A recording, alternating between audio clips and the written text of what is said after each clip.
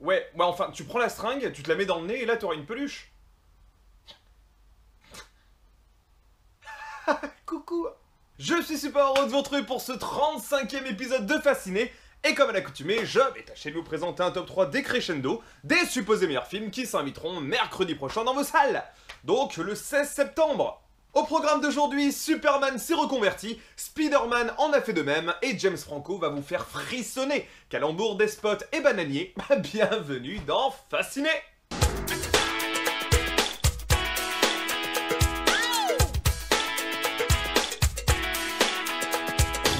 A l'instar de la semaine dernière, le cru est particulièrement bon, il m'a donc fallu une fois de plus être pragmatique quant à la sélection. Et en voici le numéro 1. Oh yeah! On va parler de Guy Ritchie, on va parler de Guy Ritchie. Et oui, cette semaine, on va parler de Guy Ritchie. Et Guy Ritchie, c'est lui. Say you, say me. Ça, non, ça c'est pas Guy Ritchie, ça c'est...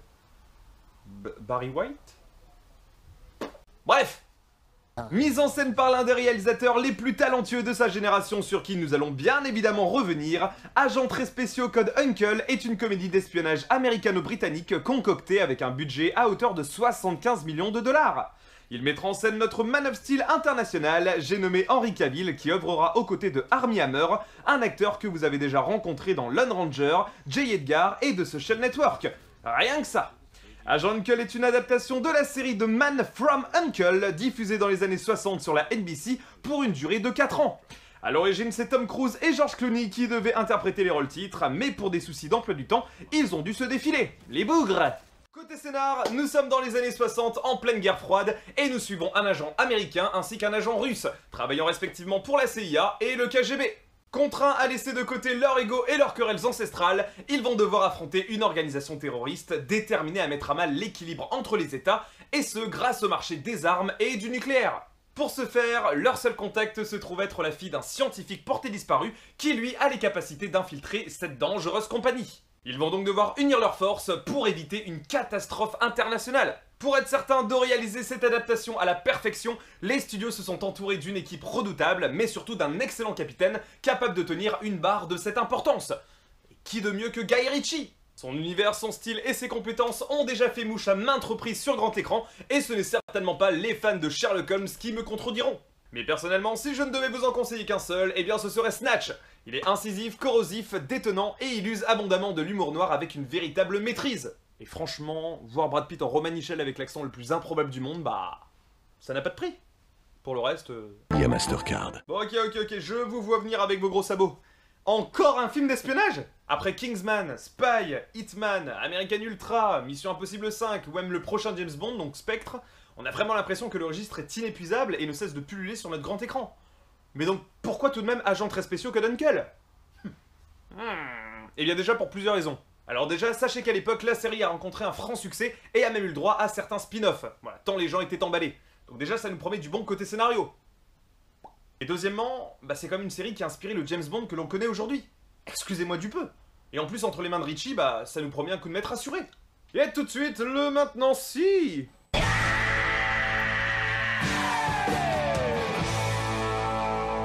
Saviez-vous que Hugh Grant figurera au casting et que les raisons qui l'ont poussé à accepter le rôle concernent directement son oncle, qui lui-même était un agent secret. Ah, et donc du coup il a toujours été fasciné par le domaine. Vous le saviez pas? Eh bien, maintenant, si.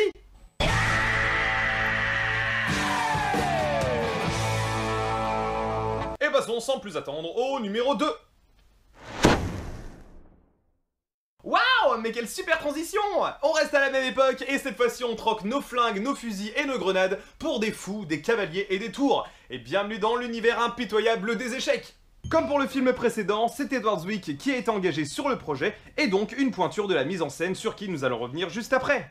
Baptisé Pawn Sacrifice Outre-Atlantique et le prodige dans l'Hexagone, ce film est un biopic américain qui mettra en scène notre regretté Spider-Man de Sam Raimi, j'ai nommé Tobey Maguire. Vous retrouverez à ses côtés un acteur qui a également œuvré pour la grosse machine Marvel, puisque Liev Schreiber sera également de la partie et qui a interprété Dents de Sabre dans le controversé X-Men Origins Wolverine, pour lequel j'ai plus de sympathie qu'autre chose, personnellement. Côté synopsis, nous sommes donc encore en pleine guerre froide et nous suivons Bobby Fischer, un jeune prodige du jeu de stratégie déterminé à défier le champion du RSS, Bobby Spassky. et Hutch. Son ego, sa détermination et sa rage de vaincre vont peu à peu le pousser à la folie, mais pour espérer remporter cette victoire symbolique, eh bien il va devoir se canaliser pour laisser son génie opérer. Comme je vous le disais, celui qui tient les rênes de ce projet est loin d'être un amateur et nous a déjà offert quelques belles petites pépites, à savoir Blood Diamond, Légende de Thônes ou encore Le Dernier Samouraï, que je vous recommande chaudement. Pour la petite anecdote, Edward Zwick, donc le réalisateur de ce film, est lui-même un joueur d'échecs aguerri. Et lorsqu'il avait 20 ans, il a eu la chance de voir le combat de ces deux champions en direct. Donc c'est sans grande surprise que 40 ans plus tard, eh bien, il en fasse un film. Et donc, eh bien pourquoi Pawn Sacrifice ou Le Prodige? Eh bien, déjà, il y a une chose dont je vous ai jamais parlé dans Fasciné, c'est qu'à Hollywood, il existe une blacklist, donc une liste noire qui recense tous les meilleurs scénarios qui n'ont pas encore été réalisés. Et justement, bah, Le Prodige en faisait partie. Quand même! Merde, quand même! Ça nous promet 2 heures absolument palpitantes, et personnellement, bah moi ça me fait plaisir de revoir Tobey Maguire, que nous n'avions pas vu depuis 2013 dans Gatsby le Magnifique. Et avant de passer au troisième et dernier film, le Maintenant Si!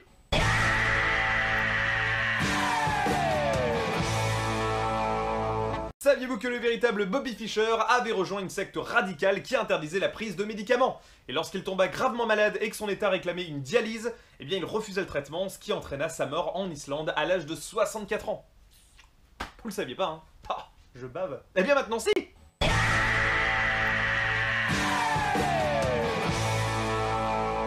Et passons tout de suite à la troisième et dernière marche de ce podium.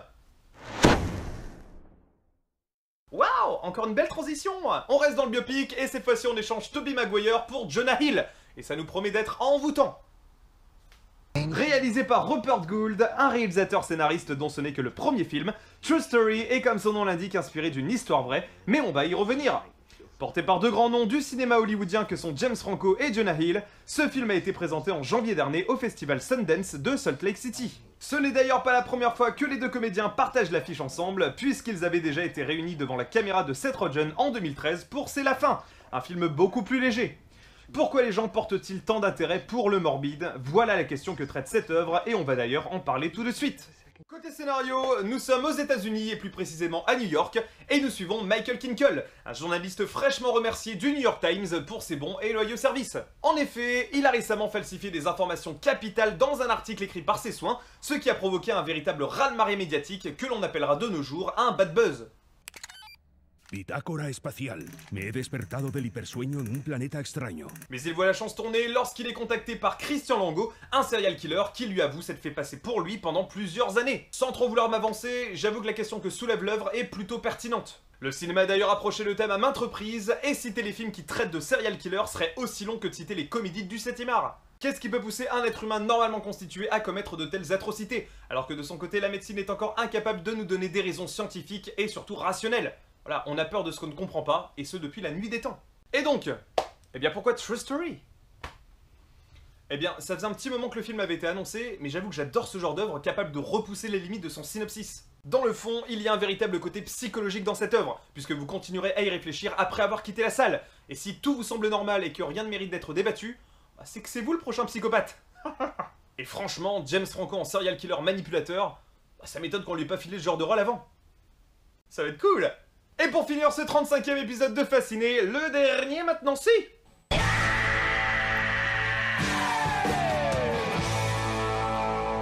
Saviez-vous qu'en tant que producteur, c'est Brad Pitt en personne qui a proposé le scénario de True Story à Jonah Hill, et qui a évidemment tout de suite accepté. Ils avaient d'ailleurs travaillé ensemble sur Le Stratège en 2011. Ah, vous le saviez pas, hein? Eh bien maintenant si!